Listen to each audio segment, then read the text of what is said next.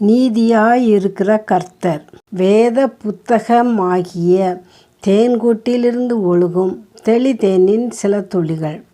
நேசிக்கிற நல்ல தகப்பனே, உமக்கு நன்றி செலுத்துகிறோம். இந்த வேளையிலும் நீதியாயிருக்கிற கர்த்தர் என்பதை தியானிக்க கிருபை செய்யும் வழிநடத்தும். ஆமேன். பிரியமானவர்கள், எரேமியா 33 அதிகாரம் 16 வசனத்தின் பின்பாகம் நீதியாயிருக்கிற கர்த்தர் என்பது அவருடைய நாமம். கர்த்தர் நீதியை வெளிப்படுத்துகிறவர். அது தாமதித்தாலும் மாறி போவதுமில்லை, மறைக்கப்படுவதும் இல்லை.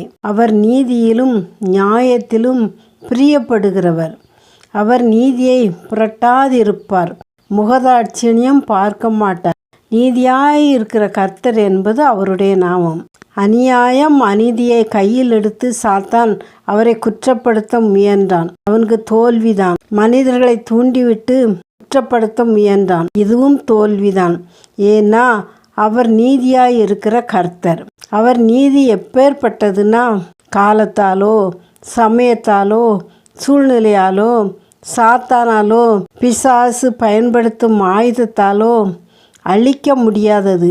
நிபந்தனையற்ற நீதி. ஏழை பணக்காரன், படித்தவன் படிக்காதவன், பெரியவன் சிறியவன், அந்தஸ்துள்ளவன் அந்தஸ்தில்லாதவன், வலியவன் எளியவன், பலமுள்ளவன் பலனற்றவன் என்று பார்க்காத நீதி. நீதியே அவர்தான். அவர்தான் நீதி. நீதியின் பிறப்பிடம் கர்த்தர். நீதியின் இருப்பிடமே அவர்தான். பரிதானம் நீதிமான்களின் வார்த்தைகளை புரட்டும் என்று. ஆம், இன்றைய அவல நிலை என்னவென்றால், கண்களுக்கு இனிமையானது கிடைத்தால் போதும், கண் சொருகி போகும். பரிதானம் பார்வையுள்ளவர்களை குருடர்களாக மாற்றிவிடும். எனவே உன் கண்களுக்கு கலிக்கம் போடு என்கிறார். நாக்குக்கு இதமானது கிடைத்து விட்டால் போதும். உண்மையை பொய்யென்றும் பொய்யை மெய்யென்றும் நாக்கே சொல்லும். எனவேதான் தொண்டையில் கத்தியை வை என்று எச்சரிக்கிறது. உள்ளதை உள்ளதென்றும் இல்லதை இல்லதென்றும் சொன்னால் ஒருவேளை சூழ்நிலை பாதகமாக அமையலாம்.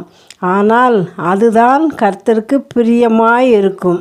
இயேசு கிறிஸ்து நீதிக்காக சிலுவையில் மரண ஆக்கினையை தன்மேல் ஏற்று தலை நிமிர்ந்து நின்றார்.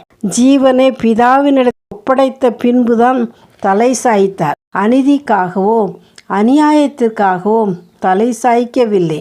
நீதியாயிருக்கிற கர்த்தர் நீதிக்காகவே நின்று ஜெயித்தார்.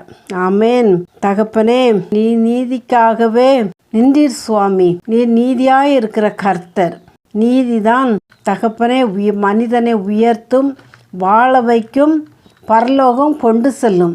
அந்த நீதிக்காக தலை நிமிர்ந்து நிற்க கிருபை செய்யும் வழி நடத்தும். இயேசுவின் மூலமே ஜெபிக்கிறோம் நல்ல பிதாவே.